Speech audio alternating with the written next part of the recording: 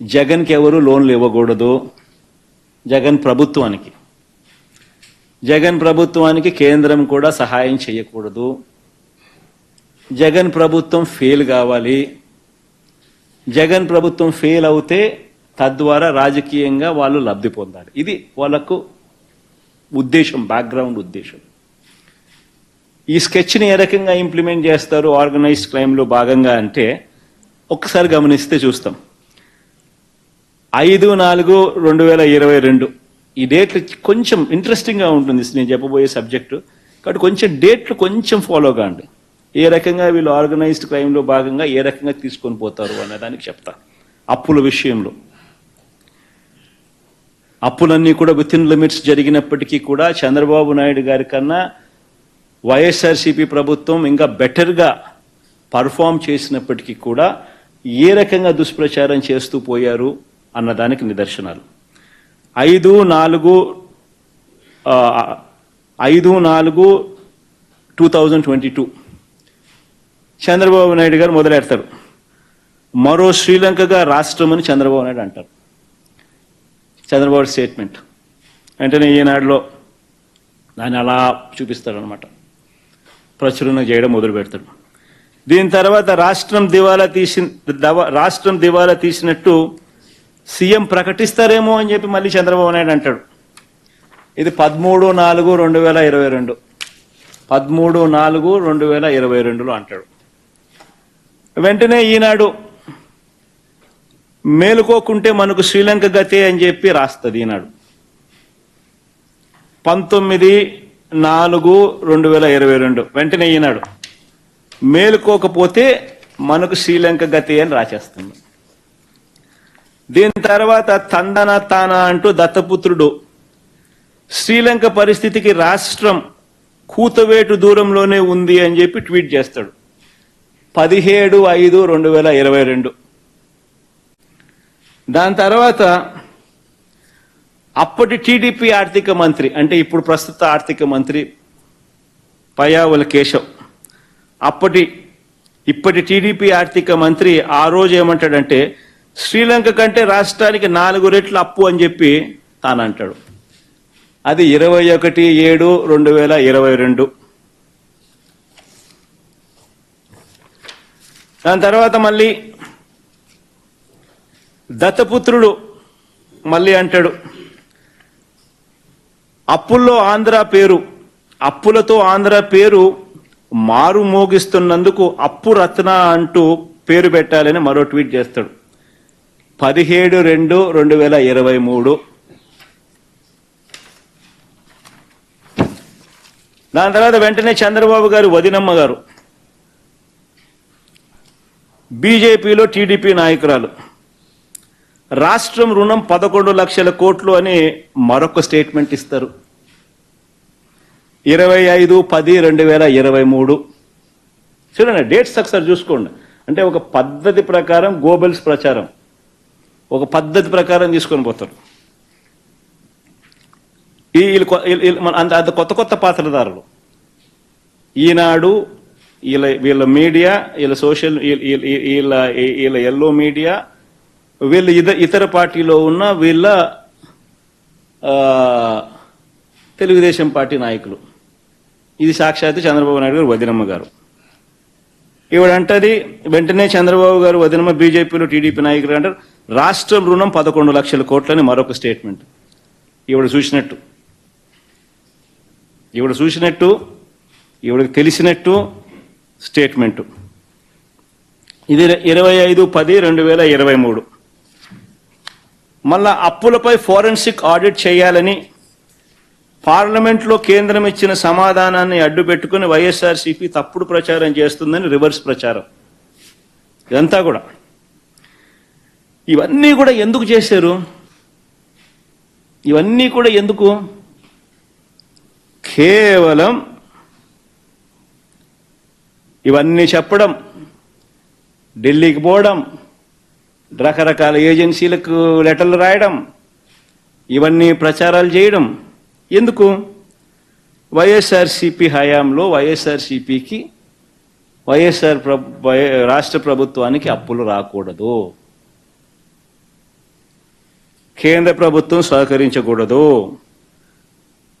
ఇక్కడ ఏమేమో జరిగిపోతా ఉంది అన్న భయం క్రియేట్ చేయాలి అని ఒక పద్ధతి ప్రకారం ఇవన్నీ కూడా చేసుకుంటూ పోతారు. ఎలక్షన్ దగ్గరికి వచ్చేసరికి 7/4/2024 ఇంకా ముమ్మరం చేస్తారు. రాష్ట్రం అప్పులు ఏకంగా 12,50,000 రూపాయలు అని చెప్పి మళ్ళా చంద్రబాబు నాయుడు గారు వదినమ్మ గారు ఇంకో స్టేట్మెంట్ మళ్ళీ కంటిన్యూ చేస్తారు. దాని తర్వాత ఇంకా ముందుకు పోతారు. సరిగ్గా ఎన్నికలకు నెల రోజుల ముందు ఈనాడు ముందుకు వస్తుందన్నమాట. 21/4/2024 ఒక ఎకానమిస్టును పట్టుకొస్తారు. ఆయన ఎకానమిస్ట్ అని చెప్పి ఒక బిల్ల తగిలిస్తారు. ఆయనకు తగిలిచ్చి రాష్ట్రం రుణాలు ఏకంగా 14 లక్షలు అని ఆయనతో చెప్పించేసేస్తారు. చూస్తూ ఉంటే గమనిస్తూ ఉంటే మీ అందరికీ అర్థమవుతుంది. 10 పోయింది, 11 వచ్చింది, 11 పోయి 12.5 వచ్చింది, 12.5 నుంచి ఏకంగా 14 లక్షలకి వెళ్ళిపోయినారు. ఎన్నికలకు అంతా 21/4/24 ఎన్నికలకు ముందు, ఎన్నికల దగ్గరకు వచ్చేసరికి ఒక పద్ధతి ప్రకారము ఒక విషియస్ క్యాంపెయిన్, అబద్ధాల క్యాంపెయిన్. 14 లక్షల రాష్ట్ర రుణాలు ఏకంగా 14 లక్షల కోట్లను ఆయనతో చెప్పించేసేస్తారు. ఈనాడు దాన్ని ప్రచురణ చేస్తాడు పెద్దగా, మిగతా వాళ్ళంతా కూడా దాన్ని అందుకుంటారు. నిజంగా అధికారంలోకి వచ్చిన తర్వాత కూడా మళ్ళీ చంద్రబాబు నాయుడు గారి తప్పుడు ప్రచారం ఆపల, ఇంకా కొనసాగుతారు. ఎందుకంటే అప్పటికైతే ఎలక్షన్లు అయిపోయినాయి. దాని తర్వాత మళ్ళీ ఇంకా చంద్రబాబు నాయుడు గారిని ప్రశ్నిస్తారు. చంద్రబాబు నాయుడు గారు మళ్ళా సూపర్ 6లు సూపర్ 7లు ఇవ్వాల్సి వస్తుంది కదా. ఇంకా సూపర్ 6లు సూపర్ 7లు ఇవ్వకుండా మళ్ళా ఎగరగొట్టాలి అని అంటే రాష్ట్రం క్లిష్ట పరిస్థితుల్లో ఉంది అని చెప్పి మనం చెప్పాలి కదా. కాబట్టి దాన్ని కొనసాగిస్తాడు చంద్రబాబు నాయుడు. మళ్ళీ ఏంది 10/7/2024 అంటే చంద్రబాబు నాయుడు ముఖ్యమంత్రి అయినాడు, ప్రమాణ స్వీకారం అయిపోయింది, నెల రోజులు దాటిపోయింది. జూన్లోనే ప్రమాణ స్వీకారం చేశాడు. జూన్ 4 ఎన్నికల రిజల్ట్స్ వచ్చాయి. ఇది 10/7/2024 చంద్రబాబు నాయుడు అధికారంలోకి వచ్చిన తర్వాత ఆర్థిక శాఖ రివ్యూ చేస్తూ రాష్ట్రం అప్పులు 14 లక్షల కోట్లు అని చెప్పి లీక్ ఇస్తాడు. అది ఈనాడు రాస్తాడు, దాన్ని ఈటీవీ వాడు చూపిస్తాడు. దాని తర్వాత 22/7/2024 అంటే ఇది బడ్జెట్ పెట్టాడు. బడ్జెట్ పెడితే ఇవన్నీ వాస్తవాలు బయటకు వస్తాయి కదా, అప్పులు ఎంత ఉన్నాయో తెలిసిపోతాయి కదా ప్రజలందరికీ కూడా, చెప్పక తప్పని పరిస్థితి కదా. కాబట్టి బడ్జెట్ పెట్టాడు. ఎందుకంటే చంద్రబాబు నాయుడుకి ఇంకా కారణాలు కావాలి. సూపర్ 6 ఎగరగొట్టాలి, సూపర్ 7 ఎగరగొట్టాలి. సూపర్ 6 బడ్జెట్ పెట్టి సూపర్ 6 సూపర్ 7కి సంబంధించిన కేటాయింపులు చేయకపోతే ప్రజలు నిలదీస్తారు. కాబట్టి ఇంకా చంద్రబాబు నాయుడు గారు ప్రజలు మర్చిపోయేట్టుగా చేయాలి, కాబట్టి కొనసాగిస్తాడు. 22/7/2024 గవర్నర్ గారి ప్రసంగం అసెంబ్లీలో. ఓట్ ఆన్ అకౌంట్ బడ్జెట్ పెడతారు, పూర్తి బడ్జెట్ పెట్టరు, రియల్ టైం బడ్జెట్ పెట్టరు, ఓట్ ఆన్ అకౌంట్ బడ్జెట్. దాంట్లో గవర్నర్ గారి ప్రసంగం 22/7/2024 రాష్ట్రానికి కాన్స్టిట్యూషనల్ హెడ్ గవర్నర్ గారు, ఆయనతో కూడా అబద్ధాలు చెప్పిస్తారు. రాష్ట్రం అప్పులు 10 లక్షల కోట్లు అని అంటూ అబద్ధాన్ని ఆయనతో చెప్పిస్తారు. సరే సంతోషం, 14 లక్షల కోట్ల నుంచి తగ్గించారు, కనీసం 10 లక్షల కన్నా వచ్చినారు. కానీ 10 లక్షలు కూడా తప్పుడు ప్రచారమే కదా, తప్పుడు ఫిగరే కదా. ఏకంగా 10 లక్షల కోట్లు అని చెప్పి గవర్నర్ గారితో కూడా చెప్పిస్తారు. తీరా మళ్ళా ఈ మాట చెబుతూ ఇక్కడ వెరీ ఇంట్రెస్టింగ్, ఈ మాట చెబుతూ చంద్రబాబు నాయుడు గారు అదే ఓట్ ఆన్ అకౌంట్ బడ్జెట్ ప్రవేశపెడుతూ చంద్రబాబు నాయుడు గారు మాట్లాడిన మాటలు ఒకసారి విందామా? అది కూడా ఎంత గొప్పగా చంద్రబాబు నాయుడు గారు మాట్లాడతారంటే ఒకసారి ప్లే చేయండి అప్ప. ఫస్ట్ నుంచి మళ్ళీ పెట్టుకో, సౌండ్ బాగా పెట్టండి.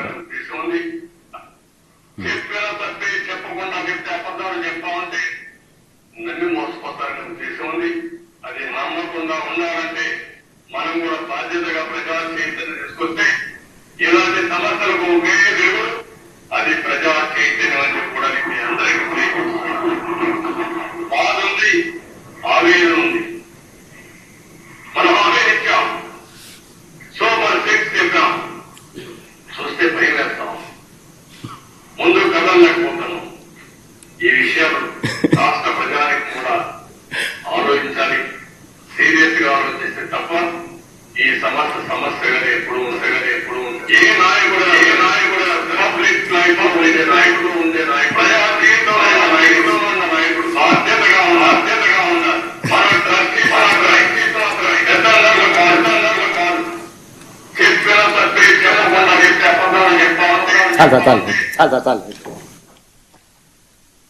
చంద్రబాబు నాయుడు గారు గవర్నర్ చేత అబద్ధాలు ఆడిచ్చి అదే దాంట్లో ఆయన ఏమంటాడు, ఆవేదనగా ఉందంట. ఎందుకనంటే ఆయన చేయలేకపోయే పరిస్థితులు ఉన్నాయంట రాష్ట్రంలో. ఏమన్నాడు, రోజంత ఒక్కరో ముందుకు వచ్చి పెట్టు సరే, అది భలే ఇంట్రెస్టింగ్గా అంటాడు. ఇలాంటి సమస్యలకు ఒకే వెలుగు, అది ప్రజా చైతన్యాన్ని కూడా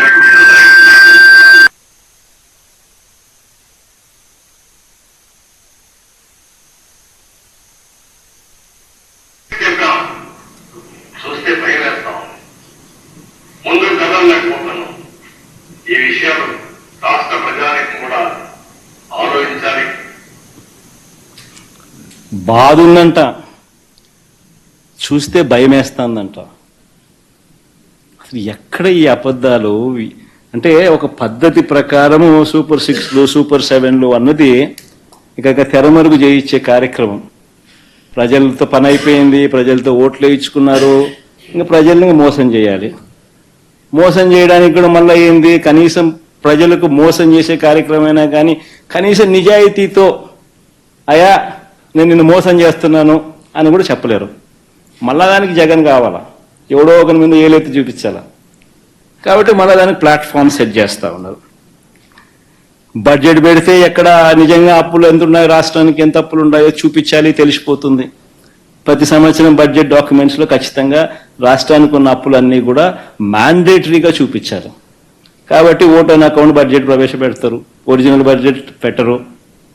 రియల్ టైం బడ్జెట్ ప్రవేశపెట్టకూడదు, పెట్టరు.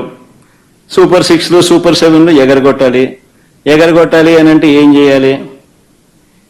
ఇది